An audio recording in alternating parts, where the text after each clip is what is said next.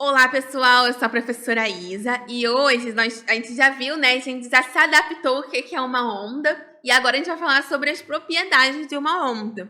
Então, a primeira coisa que a gente tem é o período. Então, o período é o tempo necessário para a gente completar um ciclo, para a gente completar uma volta, para a gente voltar ao ponto inicial. Então, assim, um exemplo é qual é o período de rotação da Terra?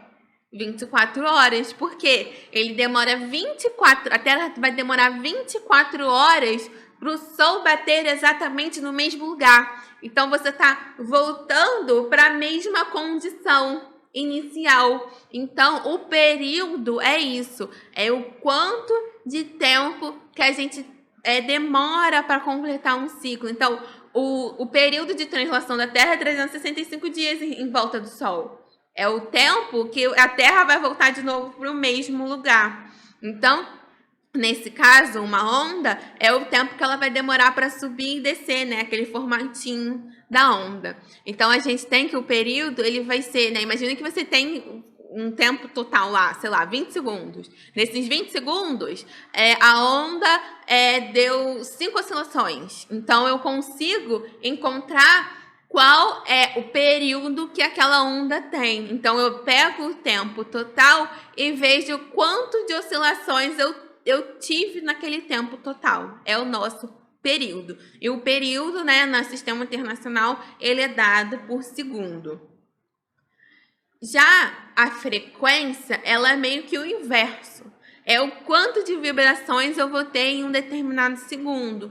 Então, por exemplo, olha, se eu disser para você que eu tomo 2 banhos por dia, o que isso quer dizer? Essa é a minha frequência de banho. Eu estou tendo 2 banhos a cada unidade de tempo, que é um dia. Então, vamos supor, então, uma pessoa que toma, sei lá, 21 banhos em, sei lá, 7 dias.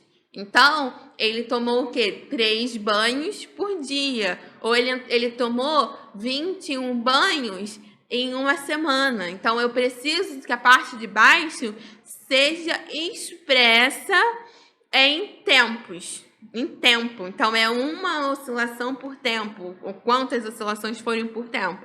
Então, para a gente encontrar quem é a frequência, eu vou ter o número de oscilações dividido pelo tempo. Então, ó, reparem que nesse caso, como eu falei, é 1 por segundo. Então, é o inverso. Então, 1 por segundo a gente chama de Hz, que é o Hertz, tá? É essa unidade. Toda vez que você tiver Hertz, tá falando frequência e vai estar falando pra gente que aquela frequência, ela tá no SI, aquela frequência está em 1 por segundo. Tudo bem? E aí, não sei se vocês repararam, né, que a gente tem sempre o número de oscilações por tempo, o tempo pelo número de oscilações. Então, existe uma relação entre o período e a frequência. Então, se a gente observar, a gente tem que, se a gente estiver falando de um período, de uma volta, eu tenho que o ΔT é o período. Então, o ΔT aqui, se eu tiver, por exemplo, uma oscilação, eu tenho que uma oscilação ocorreu em um período. Então, eu tenho que a frequência é igual a 1 sobre o período. Isso vai ser muito importante quando a gente for ver sobre a equação fundamental da ondulatória, que a gente vai poder fazer essa inversão, frequência 1 sobre o período, que vai ajudar a gente nas nossas contas e, às vezes, muitas vezes, nos nossos exercícios. Tudo bem? E aí, pessoal, a gente tem alguns elementos principais, né, de uma onda. Vocês provavelmente já ouviram falar. Então, eu tenho uma onda nesse formatinho. Eu tenho que as partes de cima da onda são os momentos mais altos em que essa onda se encontra. Eu tenho que eu vou chamar de crista. E as partes mais altas a gente tem um vale, né? Antigamente tinha uma expressão que falava assim, ele tá na crista da onda, sabe? Era uma coisa para falar que o cara tava super bem. Então, ele tá lá na crista da onda, ele tá lá no alto. Então, não sei se vocês, né, lembram dessa expressão, mas era uma expressão que antigamente se utilizava. E a gente tem um vale, que é a parte de baixo, que a gente pode imaginar, né? A depressão é um vale. nós temos também uma coisa chamada de amplitude. Ela não é assim, ela vai ser em metros e ela vai marcar exatamente a distância do ponto de equilíbrio, ou seja, o ponto no meio da onda, até a crista ou até o vale, ou seja, é a maior distância que vai existir entre o centro e as partes superiores, as partes mais distantes. Essa é a amplitude. E, por fim, eu tenho umas coisas chamadas comprimento de onda. Então, a comprimento de onda, usualmente, a gente fala que ele é a distância entre uma crista e outra, a distância entre um vale e outro. E aí eu pego qual que é essa distânciazinha em metros e eu vou ter o comprimento da minha onda. Mas a teoria, a gente não consegue só calcular a partir disso. A gente precisa ver pontos que são semelhantes. O que seria isso, Isabela? Então, por exemplo, imagina que eu tenho uma bolinha que ela vai estar aqui, nesse ponto aqui. Qual que vai ser o outro ponto semelhante a esse? Então, o outro ponto semelhante a esse é esse daqui. Reparem que, ó, nesse momento, ele está subindo para chegar na crista. Nesse momento aqui, ele também está subindo para voltar para chegar à crista.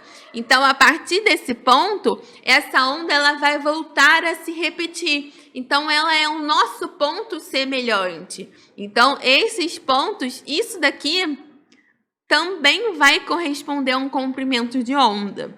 Então, existe, e todos os outros pontos a gente vai encontrar uma coisa semelhante. Então, por exemplo, esse meu ponto aqui, repara que ele está saindo da crista e está indo para o vale, antes de chegar no ponto de equilíbrio. Então, esse ponto aqui, ó, de novo, ele está saindo da crista, está indo para o vale e ele ainda não chegou no ponto de equilíbrio. E a altura dela, então vamos chamar isso daqui de H, é a mesma. Então, esses pontos, eles são semelhantes. Então, se eles são semelhantes, a distância de um ao outro também vai ser um comprimento de onda. É uma coisa que já caiu no Enem, que eles vão colocar ondas que a gente não consegue ver duas cristas. Ou uma onda que a gente não consegue ver os dois vales.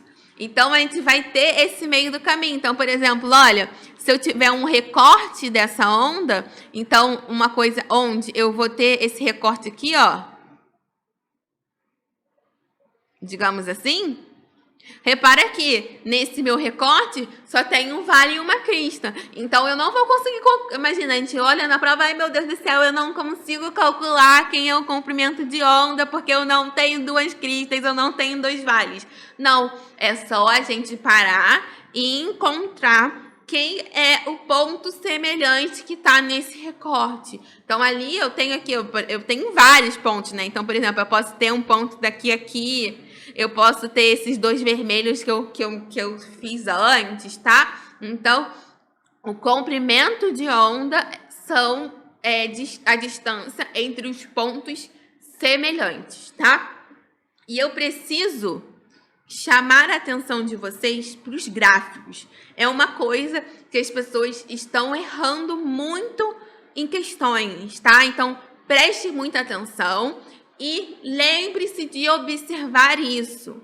Porque, olha, eu tenho um gráfico aqui que ele está representando para mim o espaço por espaço. Então, é metro por metro.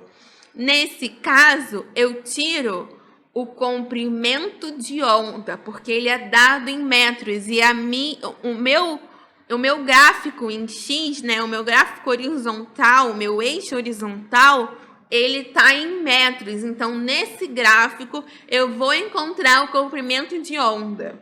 Mas se eu tenho um gráfico de S por T, se eu tirar duas distâncias entre pontos semelhantes, eu vou encontrar o período. Repara que o meu eixo horizontal está em segundos. Então, ele é o meu período. Então, por exemplo, imagina que você olha a questão, opa, vou lá, eu tiro o comprimento de onda, coloco na velocidade lá na onda, na equação da ondulatória que a gente vai ver, e aí acertei, parabéns pra mim, fui pra próxima. E aí a gente olha depois, chega e eu errei. O que que eu errei? Errei que o eixo horizontal estava em segundo e eu coloquei ele para metro, eu não reparei na minha unidade, né? Então, gente, é uma coisa que pode fazer com que a gente erre totalmente a questão, a gente mudar qual é a grandeza que a gente está medindo através do gráfico. Então, eu preciso que vocês tenham muita atenção nesse tipo de gráfico e olhem para o eixo horizontal. Mas uma outra coisa sobre esses gráficos é que o meu eixo vertical, ele está sempre em metros. Então, se os dois estão em metros, a gente vai medir a mesma grandeza e nesse caso é a amplitude. Então, eu tenho aqui que isso daqui vai ser a amplitude e eu tenho que isso daqui vai ser também a amplitude. Eu preciso que vocês fiquem atentos aos eixos, o gráfico, o que o gráfico está dizendo para a gente é muito importante.